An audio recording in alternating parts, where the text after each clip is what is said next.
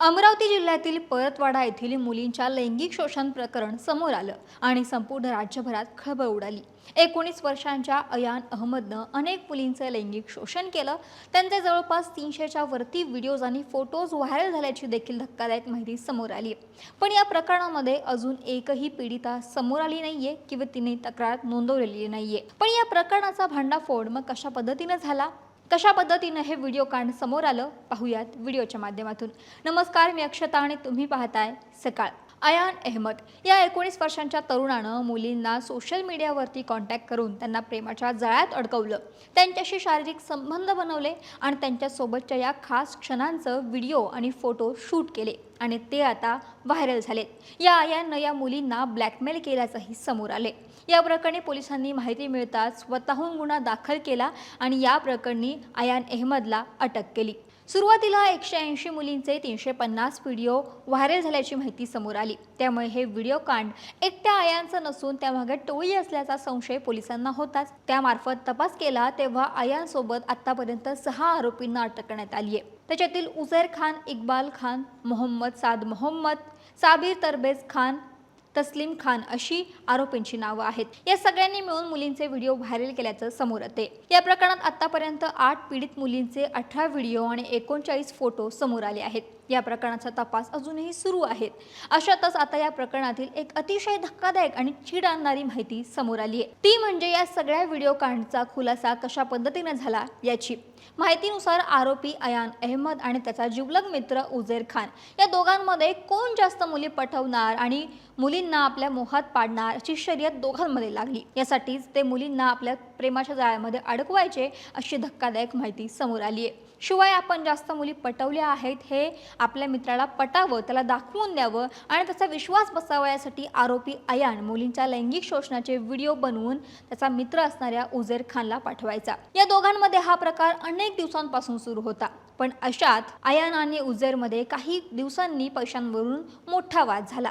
हा वाद इतका टोकाला गेला की संतापलेल्या उझैरनं अयानचे सर्व व्हिडिओ सोशल मीडियावरती व्हायरल करायला सुरुवात केली। लैंगिक अत्याचाराचं प्रकरण उघडकीस आल्याची माहिती समोर आली आहे। ही माहिती पोलिसांपर्यंत पोहोचली, परंतु पीडित एकही तरुणी आतापर्यंत समोर न आल्यानं पोलिसांनी स्वतःहून गुन्हा दाखल केला आणि आरोपींविरुद्ध कारवाई केली।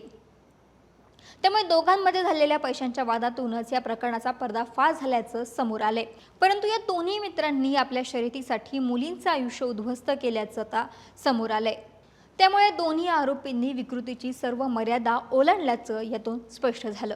दरम्यान या प्रकरणामध्ये आता आणखीन एक संतापजनक व्हिडिओ समोर आलेला आहे। या लैंगिक अत्याचारातील मुख्य आरोपी असणारा अयान अहमदनं भर रस्त्यामध्ये फटाके फोडून आपला वाढदिवसाचा केक कापला होता आणि यावेळी त्याला शुभेच्छा देण्यासाठी स्वतः पोलीस कर्मचारी तिथं उपस्थित होते। पोलीस कर्मचाऱ्यांनी थेट आरोपी अयानला केक भरवून वाढदिवसाच्या शुभेच्छा दिल्याचाही या व्हिडिओमध्ये दिसून येते। विशेष म्हणजे वाढदिवसाच्या दिवशी आरोपीने घातलेल्या टी-शर्टवरती बॉस असंही लिहिलेलं होतं। ज्या दिवशी अयाननं भर रस्त्यामध्ये हा गोंधळ घातला तेव्हा पोलिसांनी त्याला रोखण्याऐवजी तिथे उपस्थित राहून शुभेच्छा का दिल्या असा सवाल आता उपस्थित होतोय। या प्रकरणात सहभागी असलेल्या पोलिसांवरती आता काय कारवाई होणार याकडेही सगळ्यांचं लक्ष लागलंय। तसंच अमरावती शहरातील ज्या फ्लॅटवर अयान अहमदनं मुलींचं लैंगिक शोषण केलं तो फ्लॅट पोलिसांनी आता सील केलाय। तपासासाठी आरोपीला त्या ठिकाणी नेलं जाण्याची सुद्धा शक्यता वर्तवण्यात येते। कठोर नाका परिसरातील हा संबंधित फ्लॅट आहे। या फ्लॅटवरती अनेक मुली यायच्या। या फ्लॅटमध्ये जो व्यक्ती भाड्याने राहायचा त्या मित्राला, तो अयानचाच मित्र होता, त्या मित्राला हा अयान 500 रुपये द्यायचा, ती रूम बुक करायचा आणि तिथे त्या मुलींना आणायचा आणि त्यांचं लैंगिक शोषण करायचा आणि तिथेच तो व्हिडिओ शूट करायचा। या प्रकरणी तिथल्या स्थानिक नागरिकांनी वारंवार त्या घर मालकाला म्हणजे फ्लॅट मालकाला याची माहिती दिली होती की काही मुलं येतात, त्यांच्यासोबत मुलीही येतात आणि इथे काहीतरी विचित्र प्रकार सुरू असतो।